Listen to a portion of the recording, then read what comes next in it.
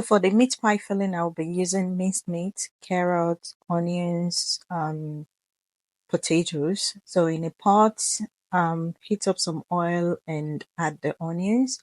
Then add some curry and stir and make sure you don't get the onions burnt. Then you add your minced meat and stir to fry the meat. Not it shouldn't stay too long on the stove. Then you can add some seasoning. This is optional. You can add some seasoning at this point.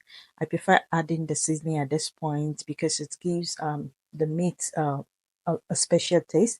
Then add some salt.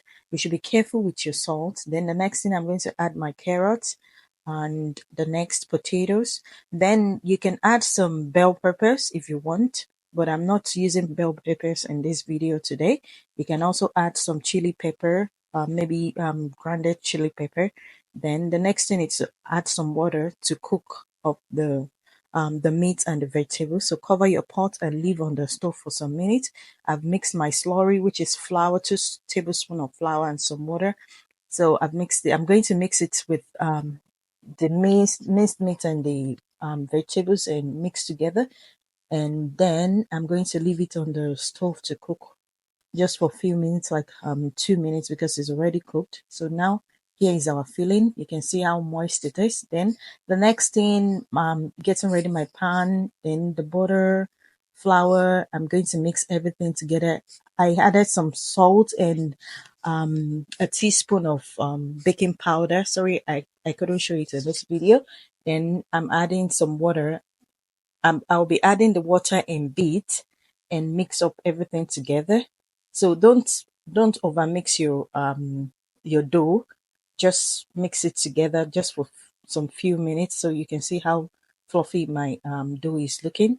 So I'm going to cover this up and sit it in the fridge for like 30 minutes to 1 hour. So it's out of the fridge now and ready to be cut into pieces into the sizes I want. And I'm going to get a rolling pin and roll out the dough, then add my filling and use some seal the pie.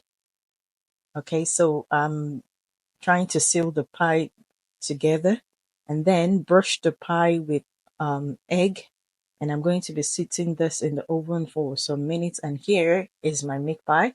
It's ready, the delicious Nigerian flaky meat pie.